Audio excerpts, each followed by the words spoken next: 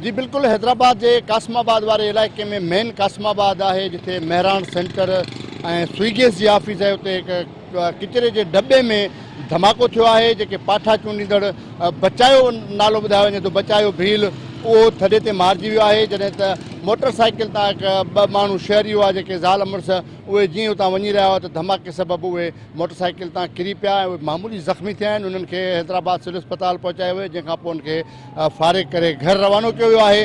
कासमाबाद में ही जेको धमाके वारो जेको आहे इशू थियो आहे, उनखां पोइ हिते SSP हैदराबाद ऐं मुख़्तलिफ़ रेंजर्स जा ऑफिसर पहुतल आहिनि ऐं बम डिस्पोज़ल अमलो तलब कयो वियो आहे। SSP सां ॻाल्हि ॿोल थी आहे। SSP जो चवणु आहे त जेसिताईं बम डिस्पोज़ल अमलो हुनखे का पकी ॻाल्हि नथो ॿुधाए तेसिताईं उहे कुझु चई नथा सघनि। बाक़ी कंहिं तक़रीबकारी खे बि जेको आहे सो रद्द नथो करे सघिजे ऐं मवाद रखियलु हुयो हिन में कचरे जे डब्बे में। उन हवाले सां हीअ हिन तव्हांखे ॾेखारे रहिया आहियूं त कासमाबाद में मौजूदु आहियूं धमाके वारी जाइ ते, जिते वॾे अंग में पुलिस नफ़री, रेंजर्स जा एहलकार, बम डिस्पोज़ल अमलो ऐं शहरी गॾु थी विया आहिनि। ऐं हाणे SSP जो इहो चवणु आहे त जेसिताईं बम डिस्पोज़ल अमलो खेनि क्लीयरेंस न ॾींदो तेसिताईं उहे हिन इलाइक़े जी मुख़्तलिफ़ जायुनि जी जेका बम डिस्पोज़ल अमलो आहे उहे चकास करे रहिया आहिनि। जी।